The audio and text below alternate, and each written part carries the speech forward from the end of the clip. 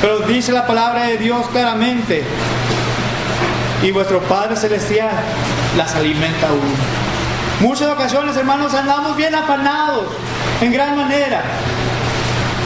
Y nos preocupamos más por el dinero, que perdemos realmente lo que es importante, la espiritualidad. Y si usted, hermano, amigo que nos visita en esta tarde, si usted tiene un lugar donde vivir, dele gracias a Dios, porque Dios le ha bendecido por ahí. Si usted tiene un lugar donde pasar la noche, donde postrar su cuerpo en una cama, dele gracias a Dios también, porque se lo ha prohibido. Dios le ha bendecido en gran maneras. Y la palabra de Dios nos está diciendo aquí: bienaventurados, dichosos mejor aquellos que son pobres, aquellos pobres que están en espíritu. ¿Por qué? Dice ahí: porque de ellos es el reino de los cielos. ¿Y cómo podemos buscar el reino de los cielos? Mateo capítulo 6, versículo 33 nos lo dice. Mateo capítulo 6, versículo 33. Mas busca primeramente el reino de Dios y justicia, y todas estas cosas serán añadidas. Y así dice el versículo 34: así que no os afanéis por el día de mañana, porque el día de mañana traerá su afán, basta cada día su propio mal. Entonces, ¿qué quiere usted hacer en esta tarde? Sea bienaventurado si es pobre en espíritu, y siga ferviente, fiel hasta la muerte, como dice su palabra, al Señor. ¿Por qué? Porque usted va a recibir el cielo. La segunda bienaventuranza dice: bienaventurados los que lloran, porque ellos recibirán consolación. Jesús vivió, hermanos, manifestando su compasión con los que sufrían y sufriendo con ellos. ¿Cuándo fue la última vez que usted, hermano, amigo que nos visita, sufrió por una persona? ¿Cuándo fue la última vez que usted, amigo, hermano que nos visita, que ha sufrido por un hermano? Por un hermano carnal de sangre, por un hermano espiritual. ¿Cuándo fue la última vez que usted lloró con él? Jesús vivió manifestando todo esto. Lloró sobre Jerusalén y las ciudades que les había predicado, porque no se arrepintieron y sufrieron consecuencias de su rebeldía. Lloró junto a la tumba de Lázaro, dice su palabra, y se conmovió profundamente por el poder faltar. Hace unas semanas atrás, como unas 3 semanas atrás aproximadamente, una hermana en la fe falleció. Una hermana que ella decidió obedecer el Evangelio. Nuestra hermana María, de ahí de la ciudad de Vallehermoso, Tamaulipas. Una hermana que transcurso del tiempo ella obedece el Evangelio y acepta. Se fue con su familia de vacaciones. Cuando de repente llaman a la casa donde estábamos quedándonos con mis cuñados y nos avisan que nuestra hermana había fallecido. Fue algo triste para mí, algo doloroso. La palabra de Dios dice aquí que hay que llorar con los que lloran, que hay que gozarnos cuando se están gozando los demás. Y para mí fue un dolor tan profundo, hermanos, porque tuve el privilegio de sumergirle en las aguas bautismales para el perdón de sus pecados. Me tocó estar en su fúnebre y me tocó cantar alabanzas en ella, cantos que a ella le gustaban. Nunca nos dijo cuáles eran sus cantos favoritos, para ella eran todos cantos iguales. Esta bienaventuranza, hermanos, nos debe de conmover y aceptar y ayudarnos a aquellas personas cuando nos necesiten, cuando estén en aquella situación dolorosa. cuando aquellas personas, aquellos hermanos lloran, cuando nuestros hermanos en la carne están pasando por lo mismo, debemos de apoyarles también. Debemos de llorar con ellos si es necesario. ¿Por qué? Dice, bienaventurados los que lloran, porque ellos recibirán consolación.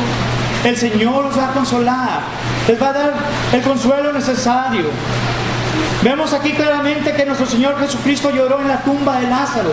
Tal vez era uno de sus mejores amigos. No pudo estar presente cuando él falleció, pero dice que lloró en su tumba. Así la actitud cristiana frente a la vida debe hacernos sensibles al dolor y sufrimiento que nos rodea.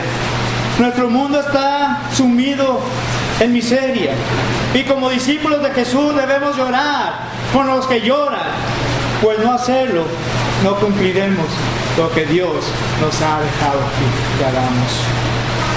Podemos ver la segunda carta a los Corintios capítulo 7 versículo 10, Isaías capítulo 40 versículo 1 y versículo 2. La tercera bienaventuranza, hermanos, y en esta tarde nomás voy a tomar las primeras 6 bienaventuranzas. No vamos a tener todas completas, pero las primeras 6 bienaventuranzas. La tercera bienaventuranza, hermanos, es: bienaventurados los mansos, porque ellos recibirán la tierra por heredad. La mansedumbre de Jesús nos conmueve, teniendo el poder de fulminar a sus enemigos. Como cordero fue llevado al matadero, ya nos predicó el día de anoche nuestro hermano Cruz, Orlando. Y como oveja delante de sus tranquiladores fue, y no abrió su boca. Rara virtud, la de la mansedumbre, en nuestros días, virtud que solo podremos tener viviendo muy cerca al Señor, quien dijo: aprended de mí, que soy manso y humilde de corazón. La pregunta para usted: ¿cómo está usted realmente en su corazón? ¿Es usted una persona mansa? ¿Es usted una persona sensible? ¿Es una persona usted humilde, que está dispuesta a todo para la obra de Dios? ¿O solamente está cuando Dios le está bendiciendo? La palabra de Dios nos está diciendo que en todo momento debemos de ser humildes de corazón. Dice entre sí ver la soberbia, la suficiencia, la vanidad de muchos a quienes consideramos cristianos. Han logrado hacer alguna obra grande, pero no a mostrar mansedumbre. Muchas ocasiones hay hermanos que hacen sus congregaciones grandes, son fervientes, pero cuando se llega, hermanos, que la hora de la limpieza, ¿dónde están ellos? ¿Dónde están cuando se dice vamos a ir a evangelizar? O cuando vamos a ir a limpiar el edificio, ¿dónde están ellos? Sí, hermanos, una persona humilde, una persona mansa, está dispuesto a todo las 24 horas del día. Tenemos un celular. A cualquier hora del día podemos llamar, ya sea a nuestros padres, a nuestros hijos, para ver dónde están o cómo están. Pero más importante, hermanos, tenemos un celular que está abierto las 24 horas del día, que va directo con el Señor. ¿Cuántos de nosotros realmente pasamos tiempo en la oración? Si Dios nos ha dado 24 horas del día, de esas 24 horas del día, ¿cuánto tiempo usted realmente le está dedicando a la oración? ¿Cuánto tiempo está usted dedicando a la palabra de Dios? Esta mañana nos estaba diciendo nuestro hermano Orlando, ¿qué tanto tiempo estamos dedicando en su palabra?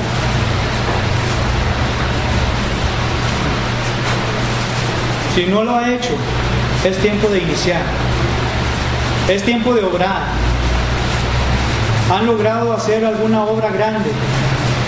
Muchas personas, hermanos, pero no muestran mansedumbre.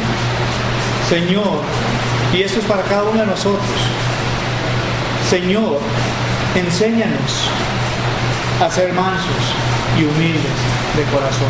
¿Podrá usted decir esas palabras o no? Señor, enséñanos a ser mansos y humildes de corazón. Gálatas capítulo 5, versículo 23 nos lo dice. Salmos 37, versículo 11. La cuarta bienaventuranza es: bienaventurados los que tienen hambre y sed de justicia, porque ellos serán saciados. Bienaventurados los que tienen hambre y sed de justicia. Y si usted está aquí es que usted tiene hambre y sed de justicia, hambre de la palabra de Dios. Pero usted va a tener su propia decisión en sus propias manos. ¿Qué es lo que yo realmente quiero tener para mi vida? ¿Qué es lo que yo quiero hacer con mi ética cristiana? La injusticia es una constante en la historia de la humanidad. Entre el pecado y la injusticia fue una inclinación incontrolable. El caballo negro y su jinete en el Apocalipsis, capítulo 6, son el símbolo de la injusticia y el egoísmo galopando en toda la historia. El hombre es el lobo. El hombre es el lobo del hombre y la injusticia se manifiesta en lo económico.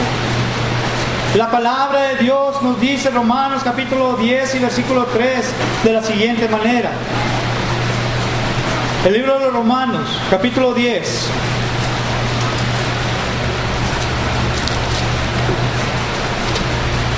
Y versículo 3.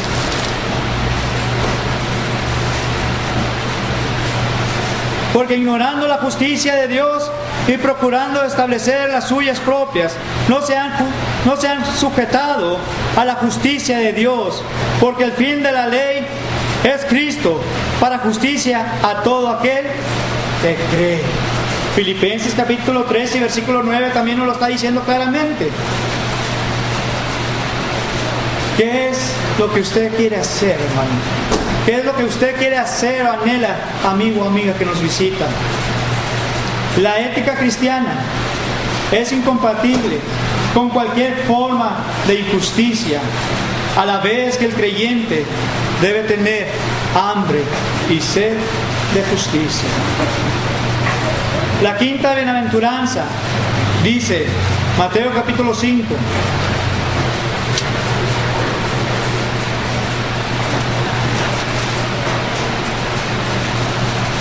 bienaventurados los misericordiosos. Misericordioso es amor, es amar, es gracia, es buena voluntad, es estar bien dispuesto hacia los demás. Dice que Jesús fue la expresión suprema de la misericordia. Siempre estuvo con los pobres, los necesitados, los rechazados, los desvalidos, los perdidos, los pecadores. Dios, por medio de su Hijo Jesucristo, siempre estuvo allí con ellos. Santiago capítulo 2 y versículo 3 nos lo dice. Pero también, hermanos, dice, bienaventurados los de limpio corazón. Es la sexta bienaventuranza. La condición moral de Jesús fue la de limpieza total. Y estábamos viendo nuestro hermano concerniente a los leprosos, que tenían, esta era parte de ellos. Nuestro Señor Jesucristo podía ignorarlos en aquel tiempo, pasarlos por alto, pero no fue así. Recordamos que en la historia de aquel tiempo, aquella persona que que tenía esta enfermedad grave, eran separados de la ciudad, eran aislados, no podían